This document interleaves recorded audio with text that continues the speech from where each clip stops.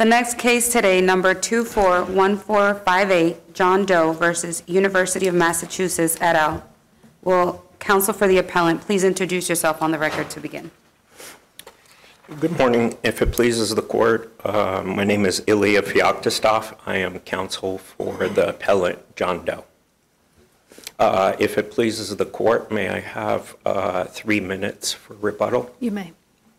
Thank you, Your Honor.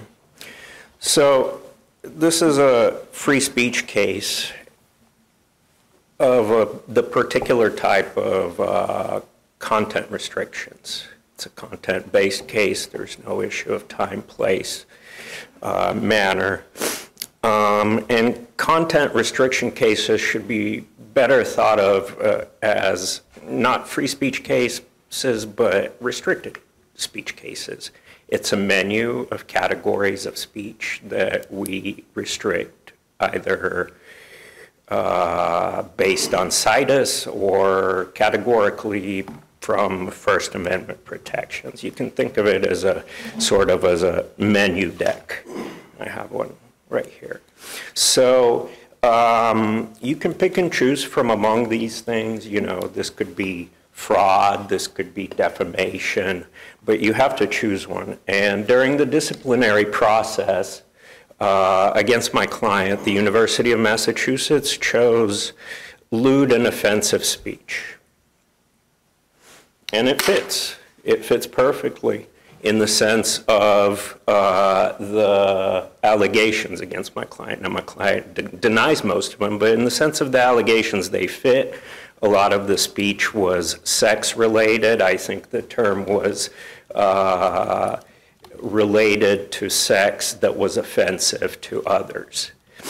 The problem is that such speech is only forbidden in the K through 12 context under Bethel versus Frazier. There's a firewall that protects this speech in the university context. These are well-known cases, Papish and Gay Students Organization of New Hampshire v. Boner in this circuit. There's also there's several others in other circuits as well, especially DeJohn in the Third Circuit. Now, during trial, the University of Massachusetts added several more categories, and I think I have them in my reply brief as the hexagon is the tinker disruption, the tinker forecasted disruption, and the tinker right of others standard, and then they also added several cases under the Hazelwood standard of school-sponsored speech. The problem with all of that, even if this post hoc argument is allowed, is that the kind of speech and expressive conduct that my client engaged in just doesn't fit any of these categories whatsoever. It doesn't fit the disruption and forecasted disruption categories because under Gay Students of New Hampshire v. Boner, sexual conduct, expressive conduct, and speech is allowed as long as it doesn't rise to overt sexual activity. Only then does it become disruptive in a college context, according to that case. The rights of others prong is inapplicable because of the ruling in Brown v. Hot, Sexy, and Safer Products, in which case, under a variety of theories, including Title IX and other theories, common law theories, all sorts of different ways that these high school students try to prove, and I'm going to keep my comments PG here, try to prove that the very, very lewd and disgusting stuff that was said to them in a school lesson was did not violate their rights because there's no right to Let me be interrupt offended. you for a little bit.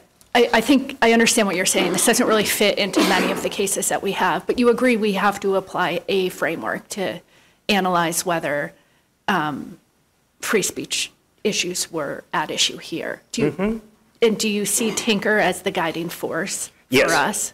Okay. Yes, Tinker is the guiding force. Again, can I skip to just a separate question? Sure. And I'm thinking here about substantial disruption. Assume that I agree with you that your client's comments were just sex-related and not targeted towards a specific individual such that they would constitute a sexual advance, okay? So assume I agree with you on that. In terms of the substantial disruption component here, does the number of complainants involved figure into that analysis? And how should I think about that? For instance, if there were, instead of 4, 10, would that figure into the calculus of substantial disruption? The issue with the substantial disruption calculus is that none of these complainants over the course of a year of alleged activity made any complaints or exhibited any signs or symptoms of disruption. There's nothing on the record that their grades suffered, that they lost money due to a loss of employment, anything like that. And I'm not trying to minimize any offense or anything like that, but there was no record of disruption until the day after my client caught them drinking. And I guess it would depend on how many, people who complained were at that party. The record is unclear. At least one of the original complainants was. But this was a serious offense that they were engaged in, and it just seems remarkably strange that this wasn't, ever addressed by either the court below or the appellees. So Tinker is if the post hoc argument, it's kind of a paradox. I made a post hoc argument at trial. I'm making a post hoc argument right now that I didn't make at trial, and they made a post hoc argument at trial that they didn't make during the. Even if Tinker applies, as the framework. Again, the framework is here. The facts don't apply to the framework. Could you clarify the chronology? It wasn't clear from the briefs. Some of the complainants at some point found themselves in his room or his living quarters looking at his exercise equipment. When did that occur in relationship to the other alleged events? I believe that occurred in February of that year, with the drinking party then occurred on May 6th, and the complaints happened on May 7th. But how about the events that were the subject of the complaints? When did they, in what order did they occur? Over the course of an entire year, I am not sure the order. I think the very first one was the conversation in the kitchen over cooking food. But they all occurred at various times throughout the year, the preceding year. Does the record indicate whether any of the complainants about events or comments other than that occurred in his room looking at the exercise equipment, that any of those events occurred prior to a complainant finding herself in that room? I don't believe so. Maybe. In other words, is anyone complaining about a comment that was made to them before they then went to his room? I understand, Your Honor. See, the problem is that each complainant really made a complaint about one incident. So there's no record of, the complainant who claims that there is a record of her giving giving my client a Valentine's Day card. That's in the record. It's in the investigator's report. Yes, and the chronology of that wasn't clear in relationship to the event that complainant was complaining about. Mm-hmm. So right around the same time, before or after February, Valentine, I don't know. It was around the same time. All of this occurred, again, over the course of an alleged year. Each complainant, except one, claimed one single event. One of them didn't complain, but just claimed to be a witness, the kitchen person. In general, the whole thing is vague. I mean, there's not a lot of times, there's not a lot of details. Just in terms of the exercise equipment incident, did your client contest below, or does he contest here, that he touched JT's feet at all when she was using the exercise equipment? Only with his foot, so foot-to-foot contact. Okay. He does not contest that. He claims he was directing her feet onto where they should go.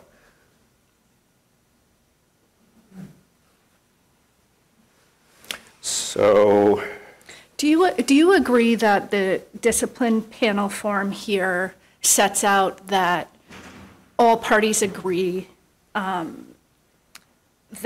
this was the context that the statements were set in? For instance, there's a statement and then a broader acceptance of what the context was. The context is hard to understand sometimes from the report, but I think the investigative report does set broader context. So in one incident, they were, for the First Amendment especially, the situs is important. This isn't like they were in the classroom.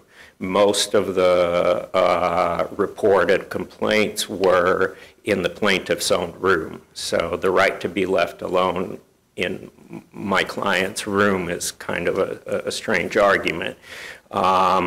I think one was in the kitchen, and then the one about food and sex, and the one about I do not need anyone to have sex with was in a work environment. Thank you, Your Honors. Thank you, counsel. Thank you. Will attorney for Appelese please come up and introduce yourself on the record to begin?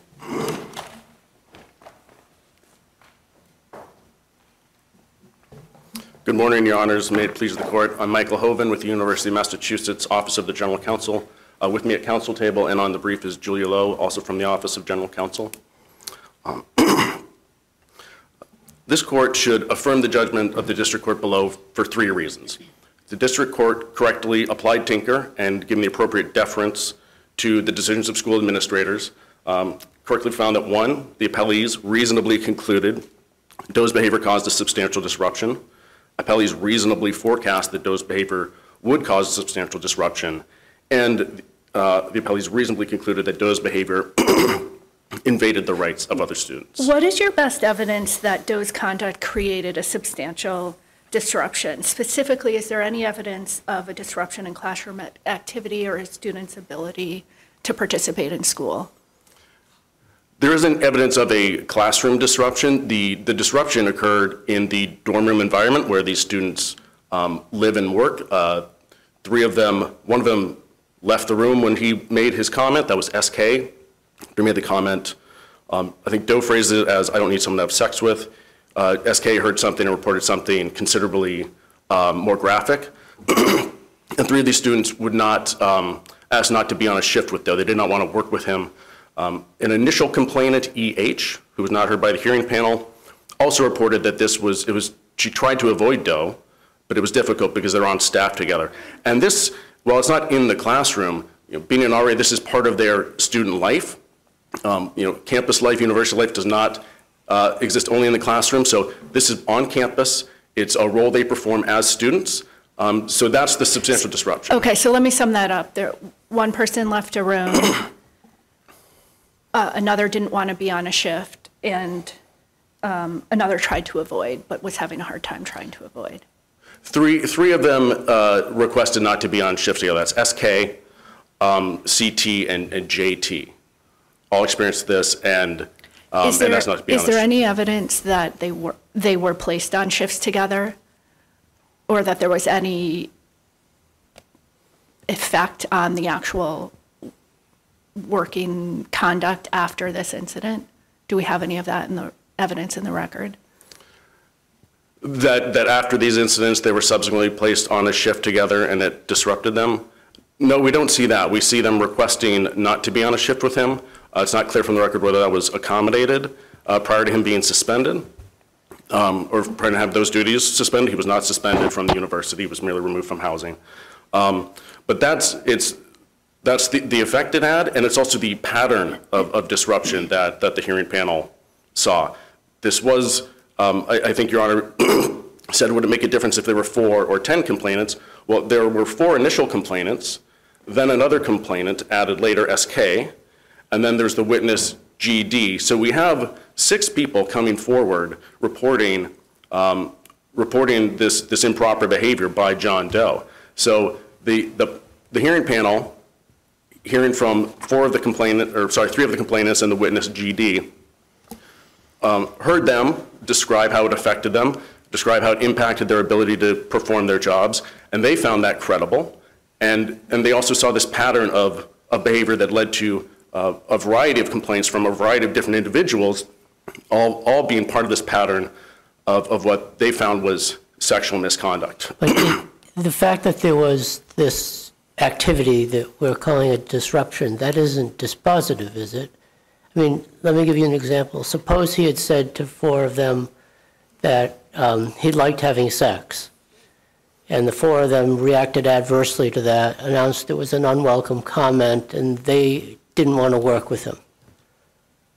You wouldn't be justified with you and then punishing him as a university, would you, for that? Simply because there was a disruption. Well, I think the substantial disruption is the test. Now, whether that would violate a university policy, but doesn't it have to be reasonably? Isn't there some objective aspect to what caused the? I mean, suppose he said, "I'm new to town. I hope to meet some of you," and they said, "That offends us. Disruption." You wouldn't prevail. No, we would have to. So you've got to show that his comments rose to a certain level, that a certain type of disruption would at least be reasonable or foreseeable. Well, if we're talking about the reasonable foreseeability of disruption, yes, the hearing panel will have to hear these facts, hear what happened, and predict, make that forecast that it would cause a disruption, that they could reasonably forecast a disruption based on those comments. And here they had evidence that there was a disruption. But now you're back to the fact there was a disruption. Don't you need to focus, based on what you just said, on whether the disruption was foreseeably caused by the comments? Not simply that it occurred, but that the comments rose to a level that we would expect the disruption to occur. Yes, if the decision was based solely on a reasonable forecast of disruption, there has to be, you have to think the comments are such that they would cause a disruption. And these comments are a bit more than "I like having sex." It's, "I don't need someone to have sex with, I'll just jerk off and go to bed." Sure. But suppose they just decided, based on that this guy's pretty weird, we don't want to be around him. Does that get him thrown out of the university?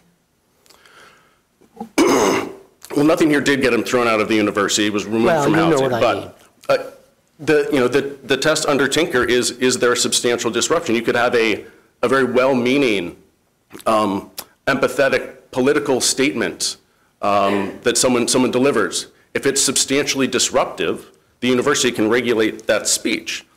So it is the disruption. It's not the intent of the speaker. It's, does this cause a disruption at the university, or can it be reasonably forecast to cause a disruption in the specific environment at school? Some of the school speech cases are students wearing T-shirts that they think have a political message. That's passive speech. It may be may be informed by deeply held sincere beliefs. So you think if a grad student wears a T-shirt like the one in Tinker, that the university could suspend the grad student's privileges?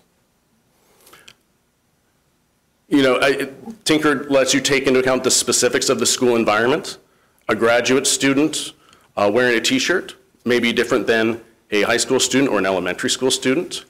But that's where we then end up with, that's quite a different case. Here, the grad student is a 36-year-old PhD student, not wearing a T-shirt, making sexual comments to the 21 and 22-year-old RAs that he works with, and to several of them, such that they all come together and they get reports from a variety of people, and it all fits this pattern of behavior. So a T-shirt being worn at a university, that doesn't seem likely to cause a substantial disruption. But I think your position is if it did, then he would lose. I mean, under Tinker, it's the disruptive element. It's not the substance and the content of the message. But the edge case you're talking about is quite a bit different than the facts we have here. So when it comes to the reasonable forecast, not about the actual disruption, a reasonable forecast of disruption certainly would have to take into account those facts. Is this a message that is likely to cause disruption? And the hearing panel, I think, reasonably found that these comments are of a type, and this behavior is of a pattern, that it's likely to cause disruption in this dormitory environment where these students work and live. Is it correct that the panel relied on all of the incidents cumulatively, such that if any one of them was improperly relied upon, there would need to be a reconsideration? I think they're relying on the pattern, but I don't know that if you remove any one incident that you've taken away the pattern of behavior that they've seen. Well, that's the point. We don't know, do we? No, I mean, they did not allocate a weight to the specific incidents. They took a holistic view. They found the pattern of behavior had caused an actual disruption, was going to cause a disruption unless they removed him from this dormitory environment. And they also found that it invaded the rights of these students to be let alone to pursue their education and their job as student RAs. So I think on any of those three, I mean, those are three independently sufficient bases, but they did look at the pattern of behavior. But if you pull incidents out of the pattern, at some point, the pattern vanishes. Yes, Your Honor, you're correct. If none of them hold. Maybe it's pulling one item out, maybe it's pulling 3 or 4 or 5. How do we know? I think what this court would do if it decided one example needed to be pulled out of the pattern is to say, could the university, even excluding that, is it reasonable? Is it reasonable for the school to regulate that kind of speech? Because that's the test. It's not a retrial of the disciplinary case. It's, did the hearing panel reasonably reasonably conclude that there was a disruption, reasonably conclude that it could forecast a disruption, or reasonably conclude that this invaded the rights of others? So let me ask you about one of these specific examples, okay? Because I think arguably on its face, your position is probably that the strongest comment here was the one that says, and I'm going to paraphrase a little bit here, do you want me to shove my genitals in your face, right?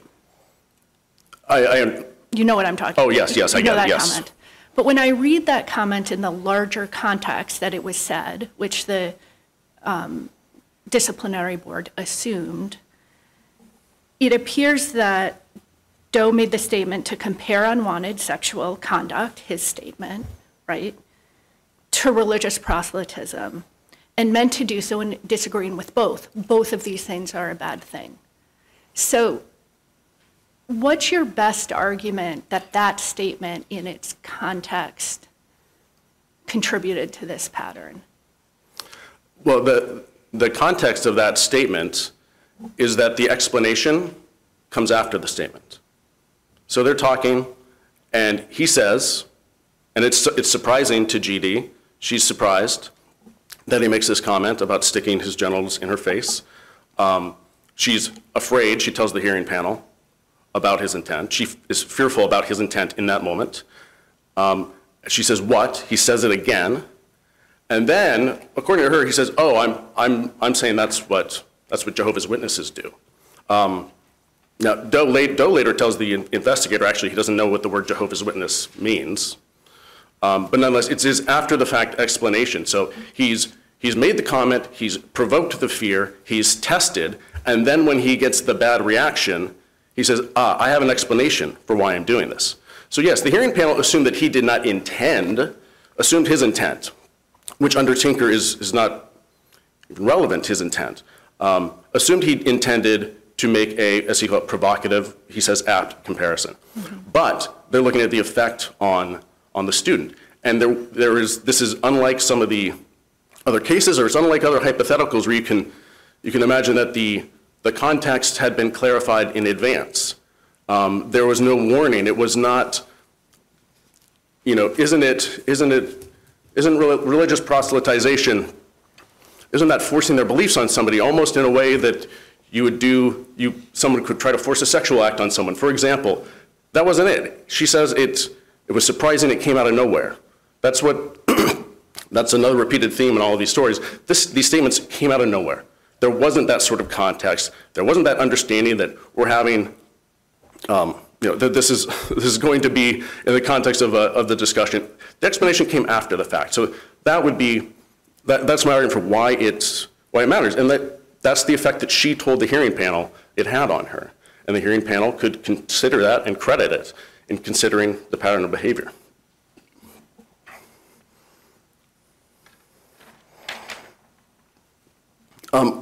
There's one factual point I wanted to address, and it's the timing of the initial reports against Doe. Counsel for Doe said that he caught them drinking. So to be clear, the most people he ever said he saw drinking were CT, complainant CT, complainant JT, a witness RR, and another witness who was interviewed, DI. So that still leaves complainants EH, EZ, SK, and witness GD, sorry, the four of them, with no apparent motive to fabricate any story, no motive to discredit Doe for the sake of defending themselves. So even if you were to give credit to that, that's speculative theory, it still only explains less than half of the people that came forward with complaints about Doe. So I'd ask you to affirm the decision below. Thank you, Your Honors. Thank you, counsel. Will attorney for the appellant please come up and reintroduce yourself on the record? You have a 3-minute rebuttal.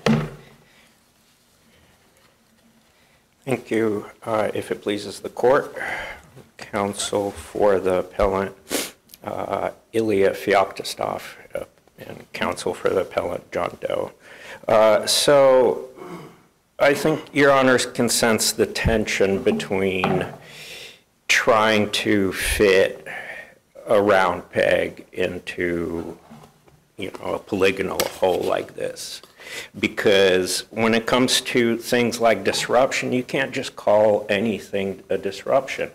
A disruption, according to Tinker and circuit cases, must rise to aggressive disruptive action, group demonstrations, threats or acts of violence on school premises, a decline in students' test scores, an upsurge of truancy, or other symptoms of a sick school. This is under Middleborough.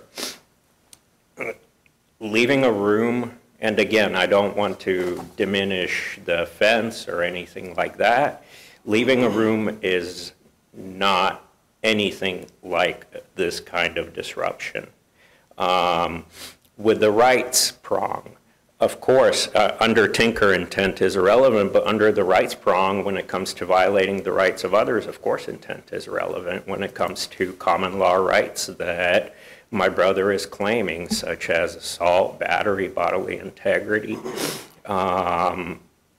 And under the right to be left alone and, you know, the gender-based rights, Title IX, et cetera, first of all, the university already agreed that those rights weren't affected by forgoing the Title IX procedure. And second of all, again, intent is a major part of Title IX. It's both objective, so that there's intent, and there's also objective and subjective reasonableness to the offense taken. It has to be persistent behavior and objectively offensive.